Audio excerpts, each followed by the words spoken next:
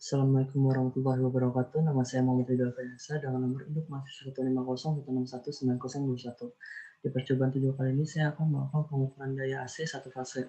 Dengan tujuan praktikum itu adalah mahasiswa dapat membandingkan hasil pengukuran daya arus bolak-balik atau arus AC dengan wattmeter dan menggunakan volt ataupun ampermeter. Nah, di sini saya akan menggunakan atau melakukan uji coba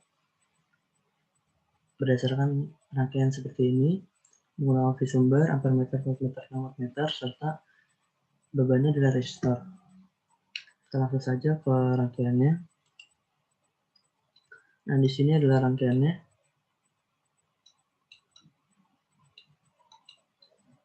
Nah, kita ubah dulu AC-nya, tegangan AC-nya. Bisa 220 dan frekuensinya 50 Hz. Di sini kita atur tegangan resistornya. Kita tahanan resistornya sebesar 120.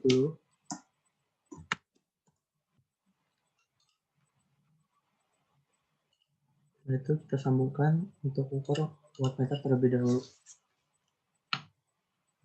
Kita running. Wattmeter yang terukur di beban 120 ohm adalah sebesar 200,2 watt. Setelah itu kita buka switch-nya, kita ganti, kita ukur ampermeter dan voltmeter.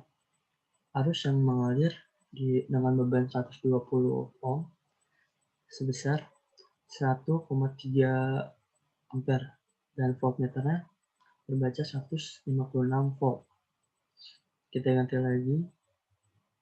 Ini stop terlebih dahulu. Kita ganti lagi bebannya.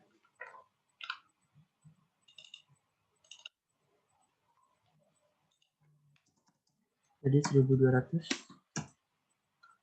dengan beban 1200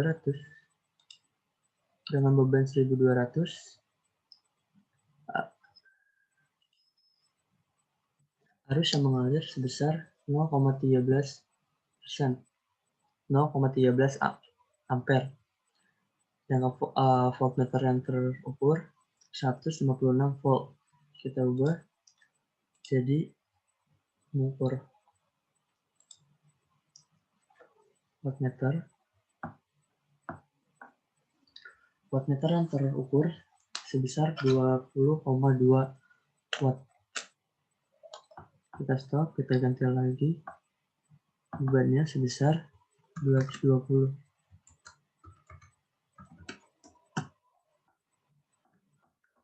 Kita play. Dengan beban 220 watt yang terbaca sebesar 110 watt. Dan kita ubah, kita ukur arus dan voltmeternya. Dengan beban 220, arus yang mengalir sebesar 0,71 ampere dan voltmeter yang terbaca 156 volt. Kita stop.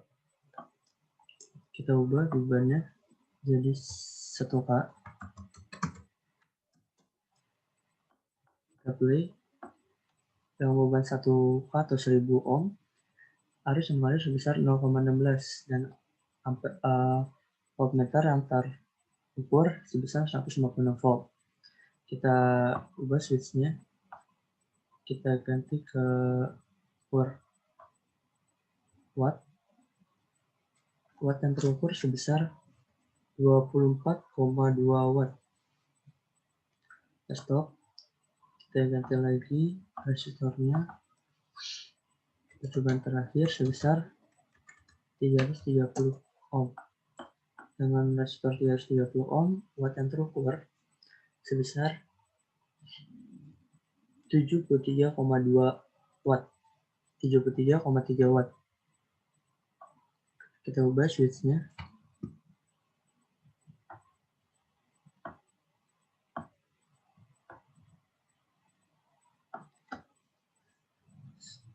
Arus yang mengalir dengan beban 330 ohm adalah 0,47 ampere.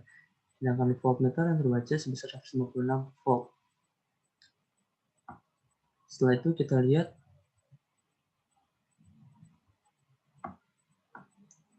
defisitnya di data pengukuran sesuai yang tadi. Dengan beban 120 watt yang terukur sebesar 202. Voltmeter yang terukur 156 dan arus yang mengalir sebesar 1,3 ampere. Setelah itu cos P dari beban 120 sebesar 0,99. Sedangkan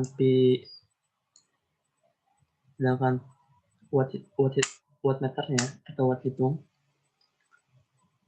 dengan rumus V kali I kali cos P itu 156 kali 1,3 kali 0,99 sebesar 200,77 watt. Nah, persentase kesalahannya dari P hitung dan P ukur adalah 0,61%. Dengan beban 1200 dengan VS yang masih sama 220 volt, maka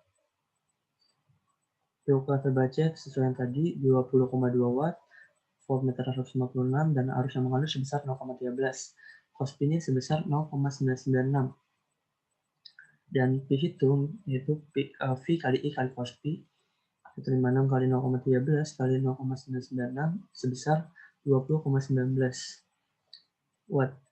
Nah, persentase kesalahannya dari P hitung dan P ukur, watt hitung dan watt ukur adalah 0,05%. Sedangkan beban yang ketiga dengan nilai 220, P ukurnya, watt ukurnya sebesar 110 watt. V ukur, voltmeternya terbaca 156, arus yang mengalir sebesar 0,71 dan cos P-nya sebesar 0,993. Sedangkan P hitungnya sebesar 156 kali 0,71 kali 0,993 adalah 109,98 watt. Maka persentase kesalahan dari P hitung dan P ukur adalah 0,02%. Beban keempat yaitu 1K atau 1000 dengan terukurnya wattmeternya 24,2, voltmeter 156, arus yang mengalir sebesar 0,16 ampere. Maka cos P-nya adalah 0,969 dan P hitungnya 24,18 watt. Maka persentase kesalahannya adalah 0,08%. Dan beban terakhir sebesar 330 ohm. Watt yang terukur sebesar 73,3. V ukurnya voltmeter terbaca 156, arus yang mengalir sebesar 0,47. Cos P-nya adalah 0,999 dan P hitungnya dari V kali I kali cos P 156 kali 0,47 kali 0,999 menghasilkan P hitungnya sebesar 73,24 watt. Maka persentase kesalahannya adalah 0,08%.